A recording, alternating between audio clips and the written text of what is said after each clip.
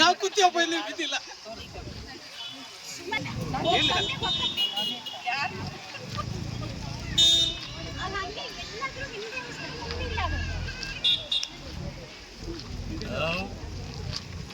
okay